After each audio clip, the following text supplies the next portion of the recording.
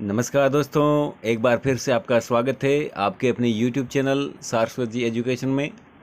रीट की तैयारी करने वाले लोगों के लिए आज मैं लेके आया हूँ हिंदी विषय की शिक्षण विद्या। तो काफ़ी दिनों के बाद में वीडियो आ रहा है। शुरुआत करते हैं इन शिक्षण विधियों की और लेते हैं पहला प्रश्न।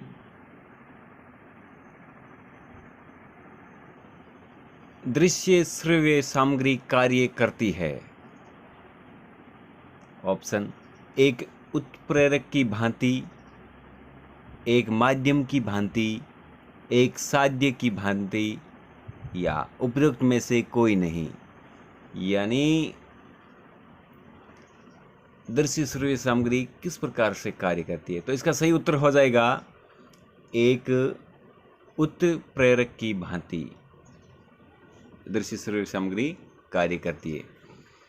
प्रश्न नंबर 2, दृश्य श्रव्य सामग्री से होता है स्थायी अधिगम, रोचकता, शिक्षण प्रभावशीलता या उपयुक्त सभी।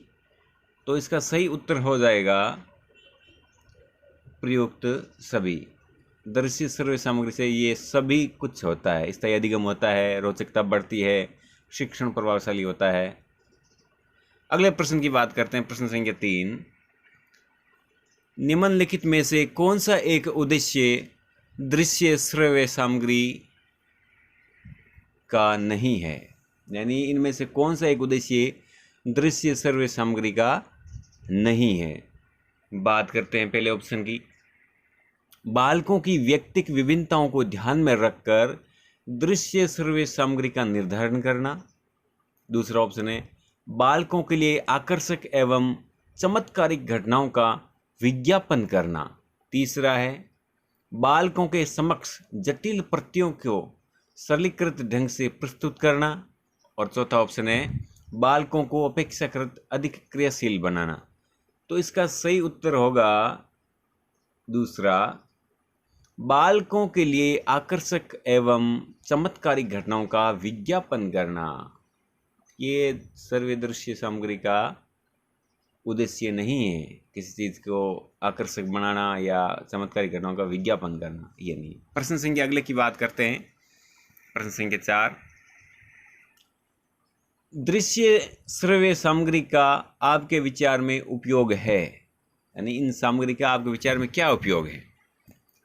यह कक्षा की शोभा बढ़ा देती है, यह शिक्षक की कमजोरियों को छिपा देती है, यह शिक्षण कार्य को सरलीकृत करती है, और लास्ट ऑप्शन है यह शिक्षण अधिगम को उत्कृष्ट एवं प्रभावी बनाती है। तो इसका सही उत्तर हो जाएगा लास्ट वाला चौथा, यह शिक्षण अधिगम को उत्कृष्ट एवं प्रभावी बनाती है। चौथा इसका सही उत्तर है। प्रश्न संख्या 5, भाषा के सतत और व्यापक मूल्यांकन का उद्देश्य है। भाषा के सतत और व्यापक मूल्यांकन का उद्देश्य है बच्चों की सीखने की प्रक्रिया को समझकर उपयुक्त शिक्षण अधिगम प्रक्रिया अपनाना। दूसरा ऑप्शन अगली कक्षा में प्रोन्नत करने हेतु साक्ष्य जुटाना, बच्चों की त्रुटियों की पहचान करना। लास्ट ऑप्शन है मूल्यांकन की परंपरा का निर्वाह करना। तो इसका सही उत्तर होगा पहला ऑप्शन, बच्चों की सीखने की प्रक्रिया को समझकर उपयुक्त शिक्षण अधिगम प्रक्रिया अपनाना, ये इसका सही उत्तर है। प्रश्न संख्या 6, श्याम पट्ट का प्रयोग किया जा सकता है। श्याम पट्ट का क्या प्रयोग किया जा सकता है, देखते हैं। पाठ का सारांश लिखने के लिए, पाठ संबंधी संक्षिप्त व्याख्या या सूत्र लिखने के लिए, विभिन्न उपकरणों आदि के चित्र खींचने के लिए, या उपयुक्त सभी के लिए। तो इसका सही उत्तर हो जाएगा उपयुक्त सभी के लिए। यानी जो बोर्ड स्कूल में यूज करते हैं उनका उपयोग इन सभी में किया जा सकता है। प्रश्न संख्या 7, श्याम पट्ट पर कार्य करते हुए शिक्षक को कक्षा पर नजर रखने की आवश्यकता नहीं होती। दूसरा, कक्षा को अनुशासन में रखने की चिंता समाप्त हो जाती है। कक्षा को पर्यवेक्षण करना अति आवश्यक है, या अपनी सूझबूझ नहीं रहती। प्रश्न समझ लीजिएगा, श्याम पट पर कार्य करते हुए शिक्षक को, तो इसका सही उत्तर हो जाएगा शिक्षक को कक्षा को पर्यवेक्षण करना अति आवश्यक है, यानी बीच बीच में आप नजर रखते रहेंगे, ये आवश्यक है। 8वां प्रश्न, भाषा में आकलन संभव है। भाषा में आकलन संभव है। ऑप्शन, सीखने सिखाने की प्रक्रिया के दौरान अवलोकन द्वारा, केवल परीक्षाओं द्वारा, केवल परियोजना कार्य द्वारा, या केवल गतिविधि द्वारा। तो इसका सही उत्तर होगा पहला, सीखने सिखाने की प्रक्रिया के दौरान अवलोकन द्वारा। क्या है प्रश्न? भाषा में आकलन संभव है, तो इसका सही उत्तर होगा सीखने सिखाने की प्रक्रिया के दौरान अवलोकन द्वारा। प्रश्न संख्या 9, मॉडल द्वारा क्या लाभ है? मॉडल के द्वारा क्या लाभ है? यथार्थ वस्तु के लघु चित्र का अवबोध एवं स्मृति धारणा।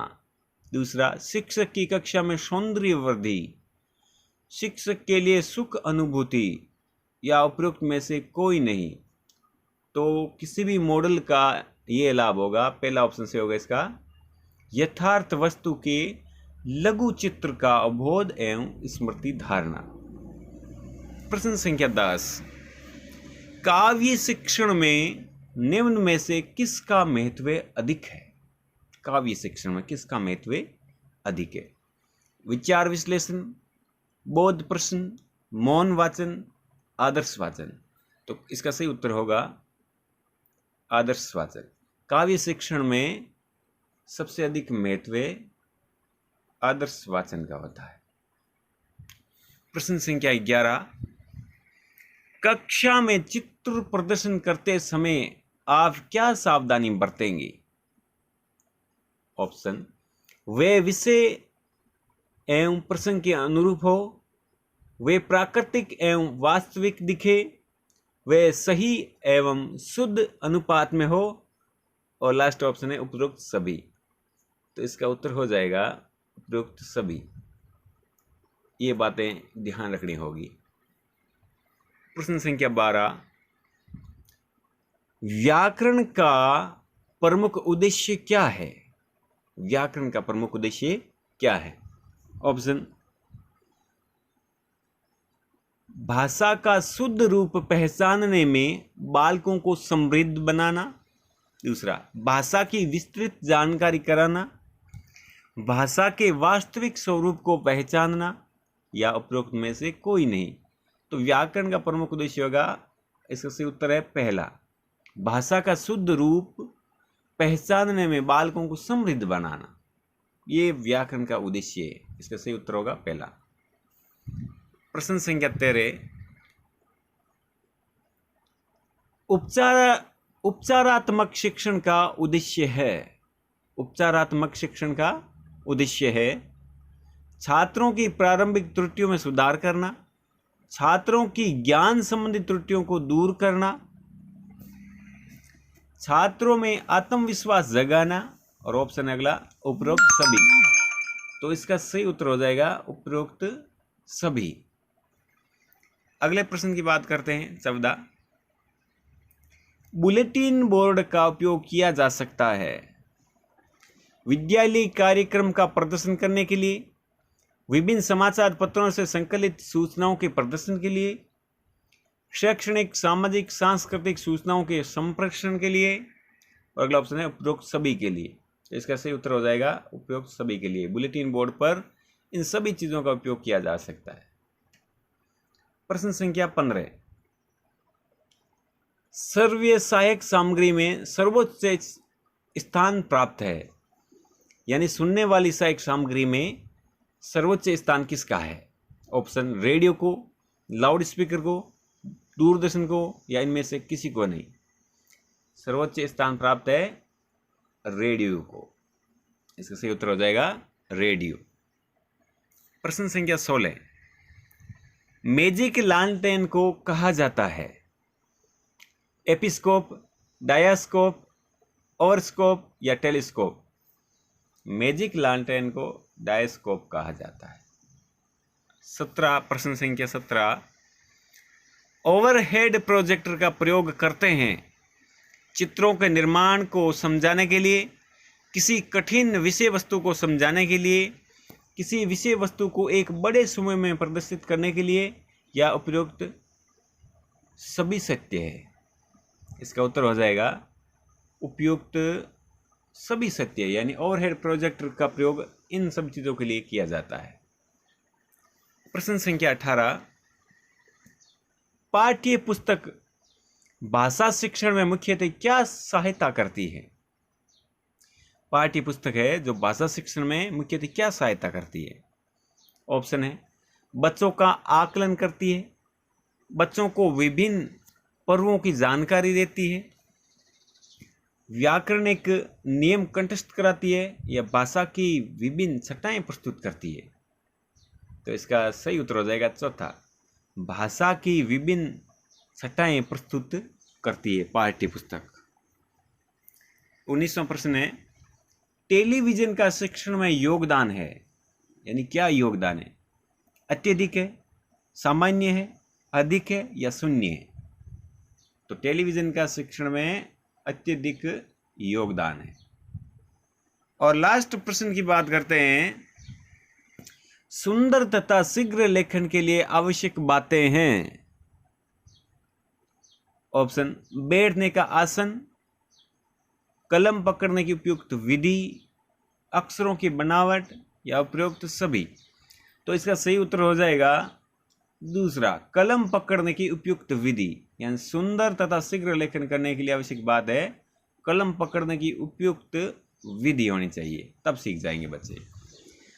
दोस्तों, कैसे लगे आपको ये प्रश्न कमेंट करके बताइएगा। वीडियो को लाइक कीजिएगा। अगर आपने पहली बार चैनल पर आए हैं तो चैनल को सब्सक्राइब करना ना भूलें।